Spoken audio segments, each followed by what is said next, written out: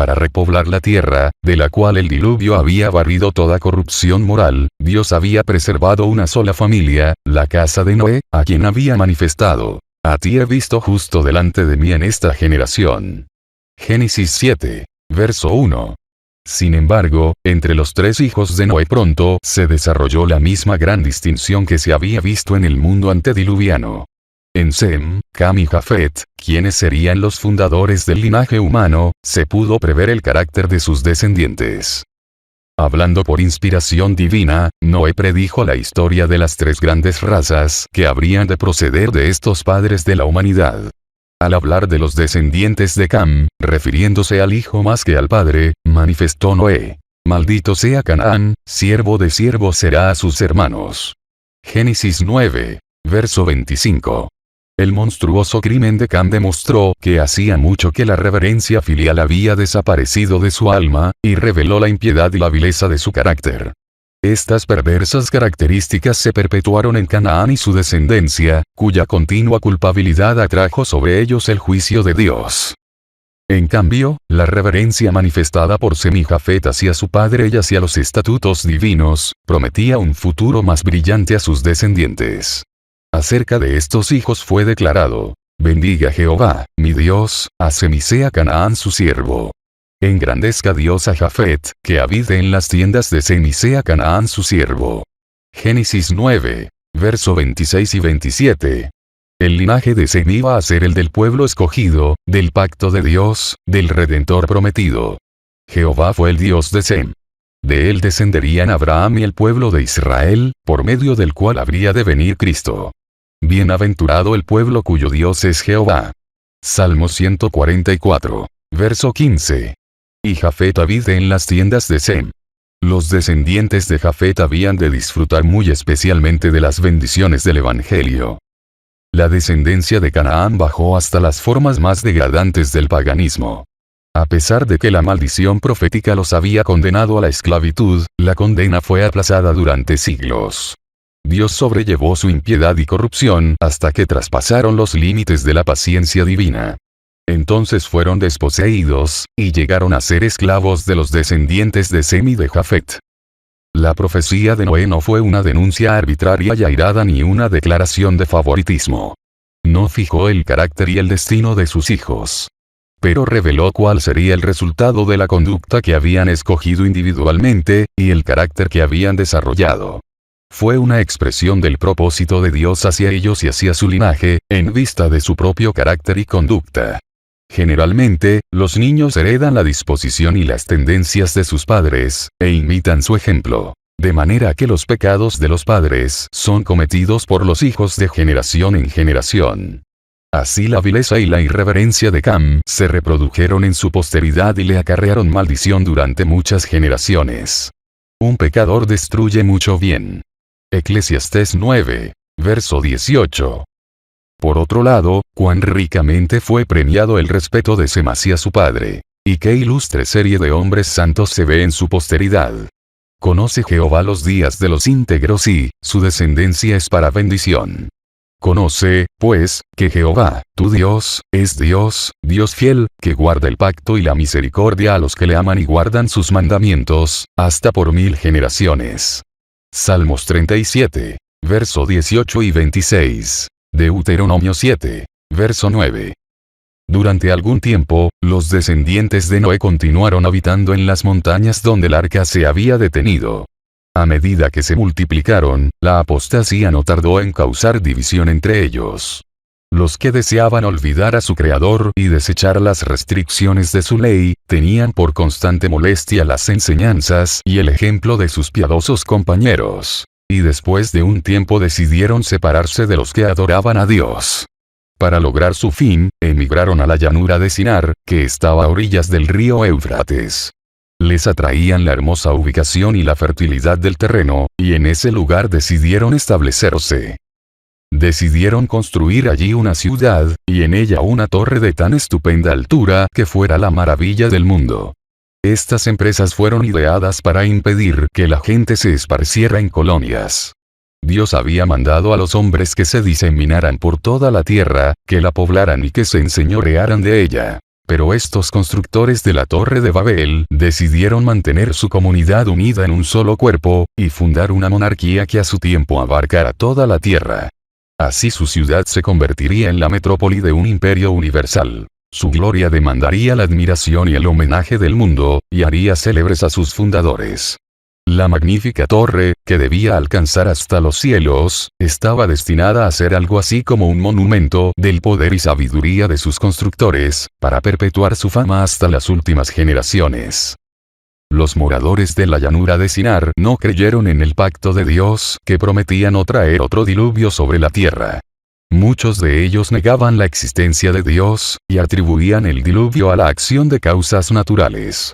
Otros creían en un ser supremo, que había destruido al mundo antediluviano. Y sus corazones, como el de Caín, se rebelaban contra él. Uno de sus fines, al construir la torre, era el de alcanzar seguridad si ocurría otro diluvio. Creyeron que, construyendo la torre hasta una altura mucho más elevada que la que habían alcanzado las aguas del diluvio, se hallarían fuera de toda posibilidad de peligro. Y al poder ascender a la región de las nubes, esperaban descubrir la causa del diluvio.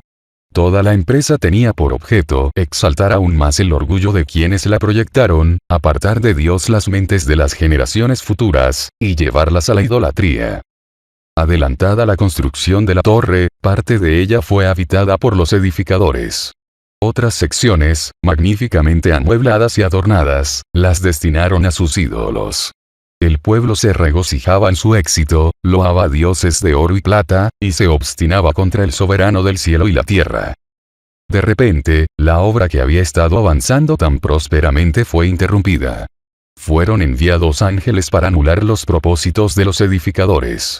La torre había alcanzado una gran altura, y por ese motivo les era imposible a los trabajadores que estaban arriba comunicarse directamente con los de abajo. Por lo tanto, fueron colocados hombres en diferentes puntos para recibir y transmitir al siguiente las órdenes acerca del material que se necesitaba, u otras instrucciones tocante a la obra.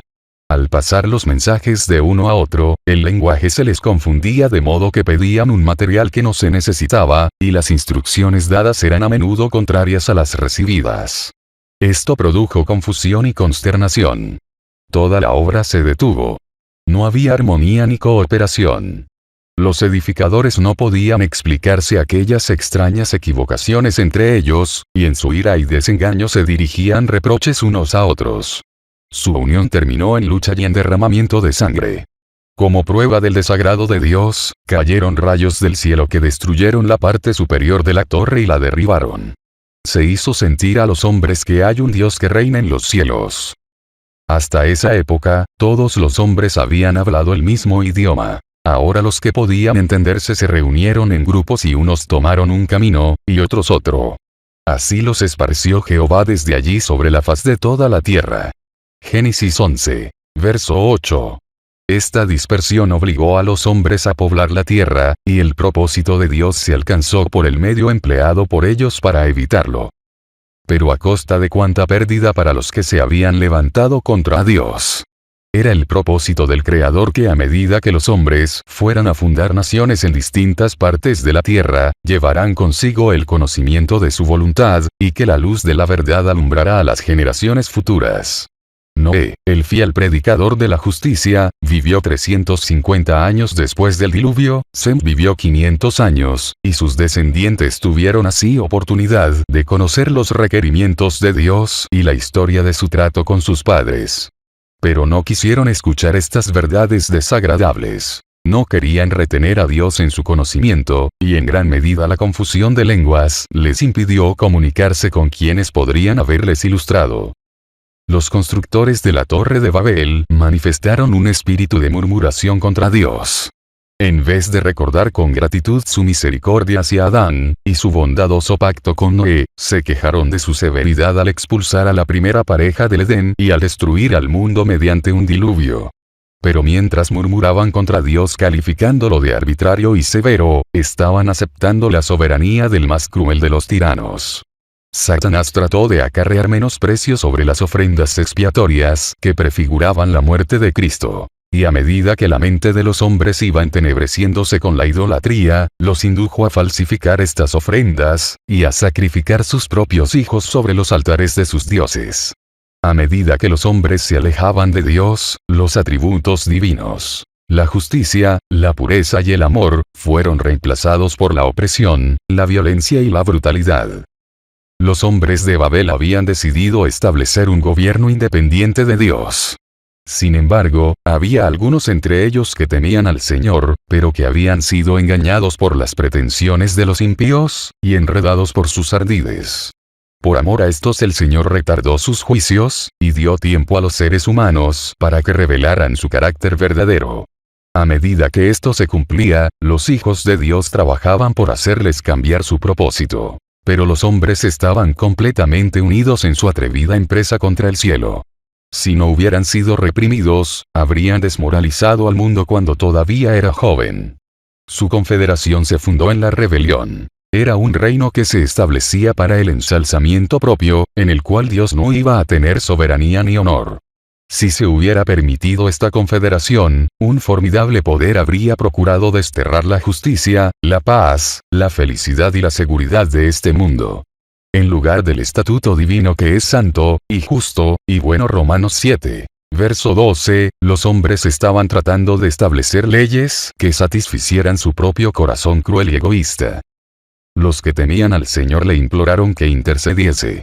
Y descendió Jehová para ver la ciudad y la torre que edificaban los hijos de los hombres. Génesis 11, verso 5. Por misericordia hacia el mundo, Dios frustró el propósito de los edificadores de la torre, y derrumbó el monumento de su osadía. Por misericordia, confundió su lenguaje y estorbó sus propósitos de rebelión. Dios soporta pacientemente la perversidad de los hombres, dándoles amplia oportunidad para arrepentirse. Pero toma en cuenta todos sus ardides para resistir la autoridad de su justa y santa ley. De vez en cuando la mano invisible que empuña el cetro del gobierno se extiende para reprimir la iniquidad. Se da evidencia inequívoca de que el Creador del universo, el que es infinito en sabiduría, amor y verdad, es el gobernante supremo del cielo y de la tierra, cuyo poder nadie puede desafiar impunemente. Los planes de los constructores de la Torre de Babel terminaron en vergüenza y derrota. El monumento de su orgullo sirvió para conmemorar su locura. Pero los hombres siguen hoy el mismo sendero, confiando en sí mismos y rechazando la ley de Dios. Es el principio que Satanás trató de practicar en el cielo, el mismo que siguió Caín al presentar su ofrenda. Hay constructores de torres en nuestros días. Los incrédulos formulan sus teorías sobre supuestas deducciones de la ciencia, y rechazan la palabra revelada de Dios. Pretenden juzgar el gobierno moral de Dios. Desprecian su ley y se jactan de la suficiencia de la razón humana. Y, si no se ejecuta enseguida la sentencia para castigar una mala obra, el corazón de los hijos de los hombres se dispone a hacer lo malo. Eclesiastés 8, verso 11. En el mundo que profesa ser cristiano, muchos se alejan de las claras enseñanzas de la Sagrada Escritura y construyen un credo fundado en especulaciones humanas y fábulas agradables. Y señalan su torre como una manera de subir al cielo. Los hombres penden admirados de los labios elocuentes, que enseñan que el transgresor no morirá, que la salvación se puede obtener sin obedecer a la ley de Dios. Si los que profesan ser discípulos de Cristo aceptaran las normas de Dios, se unirían entre sí. Pero mientras se exalte la sabiduría humana sobre la santa palabra, habrá divisiones y disensiones. La confusión existente entre los credos y sectas contrarias se representa adecuadamente por el término Babilonia, que la profecía aplica a las iglesias mundanas de los últimos días. Muchos procuran hacerse un cielo adquiriendo riquezas y poder. Se mofan y hablan con maldad de hacer violencia. Hablan con altanería. Salmos 73. Verso 8, pisotean los derechos humanos, y desprecian la autoridad divina. Podrán los orgullosos ejercer momentáneamente gran poder y tener éxito en todas sus empresas. Pero al fin solo encontrarán desilusión y miseria. El tiempo de la investigación de Dios ha llegado. El Altísimo descenderá para ver lo que los hijos de los hombres han construido. Su poder soberano se revelará. Las obras del orgullo humano serán abatidas. Desde los cielos miró Jehová. Vio a todos los hijos de los hombres. Desde el lugar de su morada miró sobre todos los habitantes de la tierra. Jehová hace nulo el plan de las naciones y frustra las maquinaciones de los pueblos. El plan de Jehová permanecerá para siempre. Los pensamientos de su corazón, por todas las generaciones. Salmos 33. Verso 13, y 14, 10 y 11.